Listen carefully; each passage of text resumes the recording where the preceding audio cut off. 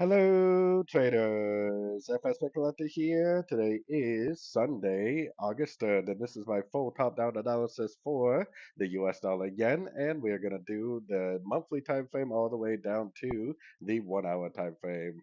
So if you've been watching these videos for a while, you know that I've been saying that I think it's either going to go down to the 100% Fibonacci extension at the 78% Fibonacci retracement and 100% Fibonacci extension of wave A projected out the top of wave B, or potentially it's not an ABC and it's a 1, 2, 3, and it's going to go down and take out the low of wave 4, and that would probably get us to about the 161, 178 Fibonacci extension of this first wave projected off of this next wave. So I've been very, very bearish on this. I've been saying for a long time this move up is likely just a pullback within a downtrend. So going down to the weekly time frame, this was the break of structure level that would have invalidated this move up being a correction to the move down.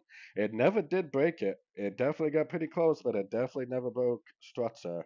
So the trend has been down this whole time, even though it has been drifting up for a very long time.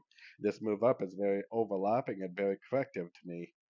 Going down to the daily time frame, zooming out a little bit, I think that this is actually very clear. I think this is one, two, three waves up.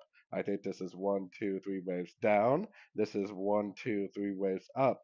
This is three waves up, three waves down, three waves up. That's a WXY pattern in Elliot wave terms.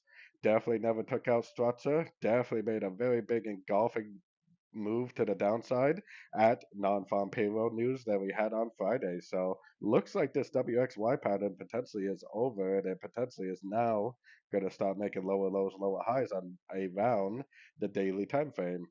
Going down to the 4 hour time frame, definitely a big reversal, definitely breaks of structure.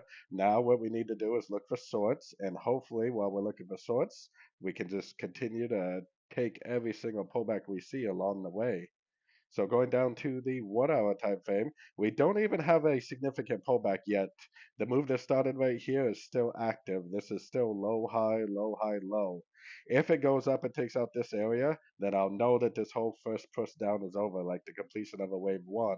Then we would likely get a pullback someplace between the 38 and 78% of the move down. So some sort of a three-wave overlapping pullback more than likely for wave two. Then then eventually we would get another push down for wave three. If this really is the end of a correction on the daily time frame, this needs to be an impulsive move on the daily time frame, meaning that it needs to make like a wave one, wave two, wave three to the downside, and probably spend the next several weeks or more in a downtrend.